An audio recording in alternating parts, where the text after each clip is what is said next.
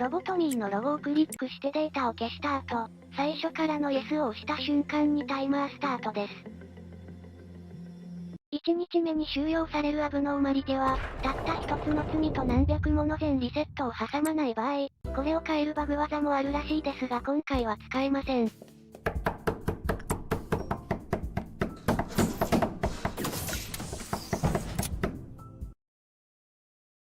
職員を2名配属したら誰もが憧れる翼、L 社での管理人業務スタートです。このゲームの目的はアブノーマリティと呼ばれるヤバいやつと職員を遊ばせて、エンケファリンと呼ばれるエネルギーを集めることになります。作業する部屋、職員、作業内容を選択したら自動で作業が進行します。左上の目標エネルギーを達成するとその日を終えることができ、計50日の作業をこなすとゲームクリアです。1回の作業は収容室左のゲージ分だけ細分化されて成功判定が行われます。職員のステータスや作業内容に応じて成功確率が決まり、成功した分だけアブノーマリテの情報解禁や装備開放に使える PE ボックスを入手できます。逆に失敗判定となると職員がダメージを受けてしまいます。他にも作業内容によって職員が食べられたり呪われたり消えたりするので、作業するアブノーマリテの特徴を把握して的確な指示を出すようにしましょう。1日目にやるべきことはコントロールチームのミッション1、アブノーマリテの作業3回です。各部門から出されるミッションはクリアに必須であり、効率よく達成していく必要があります。念のため職員を2人用意していますが、この日は1人が3回作業するのが理想です。作業結果が良いの場合、連続して作業をしても問題ないでしょう。職員には作業や鎮圧以外にも移動の指示を出すことができますが、部屋や廊下単位でしか指示を出せません。区画内での移動先はランダムなので、収容室の扉の前に移動するまでいい感じに指示を出しましょう。ノルマを達成しました。上のボタンから好きなタイミングで1日を終えれます。逆に、職員の育成や装備、ミッションの都合で残業したい場合はいつまでも残って好きなだけ作業ができるわけです。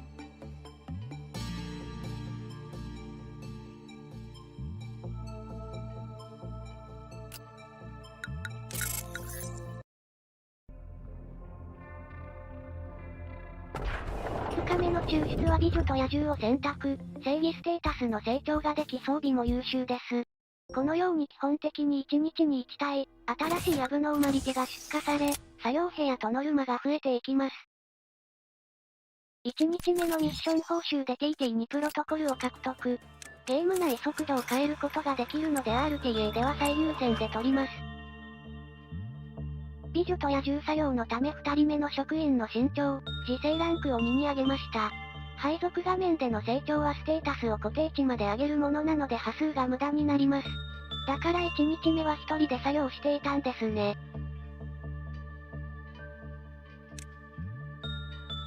作業を終えた職員には収容室前への移動指示を出して次の作業に備えます。2日目は各部屋に2回ずつ作業をすれば大抵ノルマは達成できるでしょう。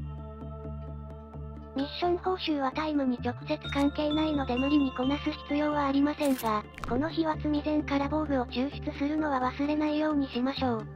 2日目の収容が要請の採点以外の場合は3日目の収容と合わせて2つは用意したいところです。3日目のアブノーマリテは捨てられた殺人鬼。扱いやすさ、脱走時の弱さから一般人などと言われてしまう子です。一方続編のライブラリーオブルーナではなかなかのポジションをもらえていますね。増えた収容室分の職員を雇用し、積前から抽出した装備をつけます。以降の雇用では職員の体力、精神力、自制のステータスを2にした状態で基本雇用します。先駆者様方の真似ですが、LOB ポイントと難易度のバランスが取れた非常に良いチャートだと思います。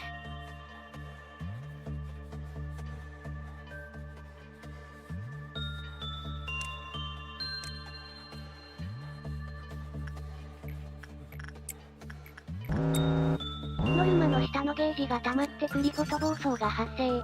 赤枠の収容室を一定時間以内に作業しないとその日生産した PE ボックスの一部が没収され、収容室のクリフォトカウンターが0になります。カウンターが0になるとアブノーマリティが脱走したり良くないことが起こるので、作業しないわけにはいきません。これと試練のおかげで安全な部屋だけで作業してノルマを達成することはできないようになっています。アブノーマリティ選択画面でタイトルに戻ることでその日の作業ごと抽選をやり直せます。今回のチャートでは初め3回のツール型選出比である4、9、14日目の選出で狙ったツールを引くまでこれを使って粘ることになります。4日目のツールは何でも変えて差し上げます1点を狙います。おそらくこの日が一番引く確率が高く、体感半分以上は一発で引けるので引けなかったらリセットしてもいいかもしれません。このように各部門4つ目のアブノーマリティは作業でエネルギーを生まないツール型のアブノーマリティが配置されます。基本的にアブノーマリティ3体とツール1つの収容、さらにその後1日何も配属されない日があり、5日1サイクルが基本となっています。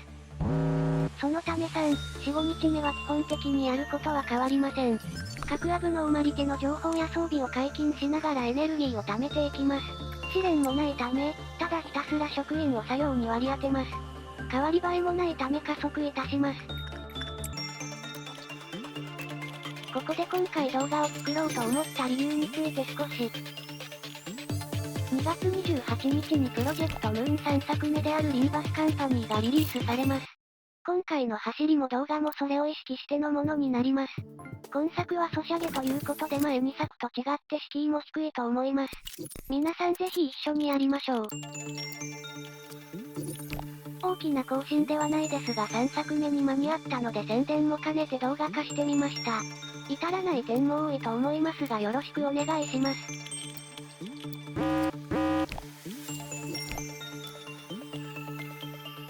コントロールチーム2つ目の報酬は集合命令を選択しました。正直どっちでもいいです。3つ目のミッションは1日で8つの暴走を対処しないといけないため5に回します。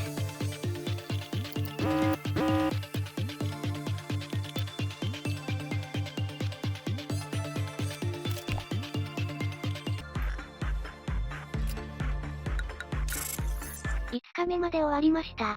6日目の終了は妖精の祭典。管理も楽で装備が5個取れるのが序盤とても助かるので見つけたら取ります。6日目になり情報チームが解禁されました。情報チームのミッションは特定の作業内容を規定数こなすものがメインです。報酬として HP バーやダメージなどを可視化してくれます。なくてもいいですが早めに欲しい要素ですね。この日からクリフォト暴走ゲージに試練が出現するようになります。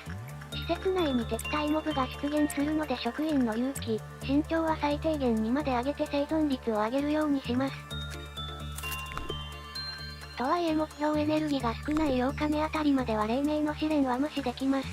職員が死なないようにだけ気をつけて作業をしましょう。序盤の終了アブノーマリティ選択ですが、基本は安全重視でいいと思っていますがいくつか意識すべきことがあります。まずは鎮圧が容易な脱走するアブノーマリティの確保。これはほどミッション3で必要となり、21日の終了までに合計で4体用意する必要があります。現状だと捨てられた殺人鬼が該当しますね。意識して集めれば21日に間に合わないことはほとんどありません。他の注意点は該当するアブノーマリティが選出された時に説明しましょう。今回は序盤の育成をそれほど重要視していないため、管理が大変だったり面倒なのは序盤では避けるようにしています。7日目の抽出は宇宙のかけら。序盤にしては優秀な装備を抽出できる上、鎮圧容易な脱走要員としても重宝します。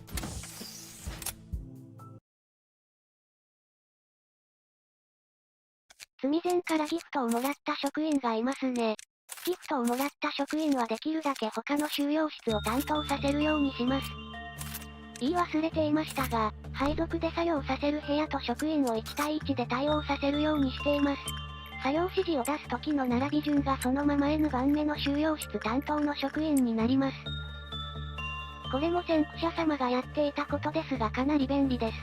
作業指示を出す時に何も考えなくていいのはもちろん、配属でこれをやることで作業できない収容室というのが基本なくなります。暴走がたくさんつく終盤でも職員が足りないなんてことはなくなるでしょう。しかしこのゲーム、1日を再挑戦すると職員の並びがリセットされることがあるんですよね。仕様なのかわかりませんが、体感半分くらい再挑戦をすると並びがバグります。再挑戦をした日はすぐにスタートせず、職員の並びを確認するようにしましょう。緑の黎明では部門ごとに1体、機械のような敵対モブが出現します。大した強さではないですが現状の職員と装備では脅威になります。ノルマが低いうちは無視して問題ないでしょう。作業が終わった職員が敵対モブと鉢合うと勝手に鎮圧を始めてしまいます。収容室近くに敵がいる場合は作業後すぐに移動指示を出すようにしないといけません。序盤の試練を放置する際に最も気をつけることですね。よくはぐれて職員がやられます。8日目の終了は赤い靴を選択。優秀な赤耐性装備が作れます。管理方法は少し面倒ですが一応脱走要員としても起用できます。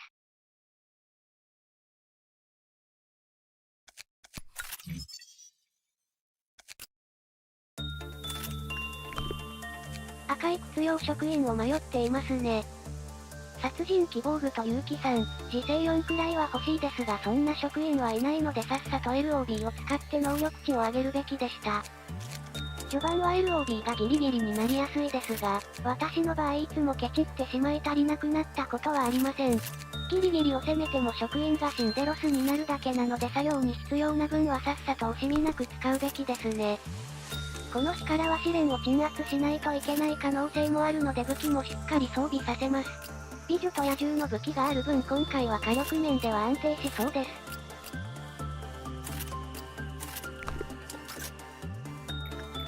開幕一斉に作業指示を出していますが、赤い靴収容室には最後に到達するようにします。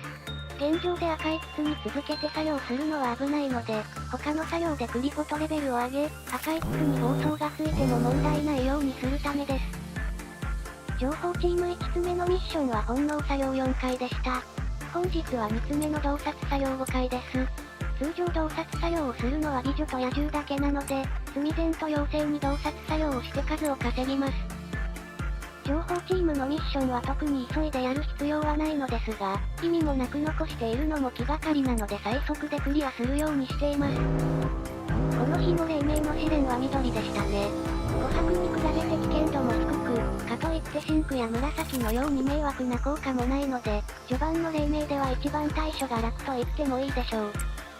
試練を鎮圧すると時間帯に応じてエネルギーを追加でもらえます。黎明ならノルマの 10%、深夜なら25ももらえます。紫の黎明なんかは放置すれば勝手に消えてくれるので、あと少しでノルマを達成できる時なんかは割と重宝します。捨てられた殺人鬼が脱走していますね。鎮圧するのも面倒なのでこのまま1日を終了します。ツール型アブノーマリティガチャの時間です。はい、リセット。この日は異界の肖像、3月27日のシェルターのどっちかを引くまで粘ります。ここで引かなかった方を13日目の終了で狙うことになります。再挑戦したので再びデイ8です。達成したミッションもなかったことになるので忘れずにもう1回その日の作業を行いましょう。このためガチャをする前の日には極力ミッションやコア抑制を行わないようにしています。リセマラはなるべく効率よくの精神ですね。本日の試練は紫の黎明になりそうです。紫の黎明では部門に一つ、スライムのような敵が出現します。低速で移動しながら周りにブラック属性の攻撃をしますが、問題はその後です。約1分経過するとこいつは自爆し、ダメージとともにその部門の収容室のクリフォトカウンターを全て0にします。そのため放置すると大脱走が起こります。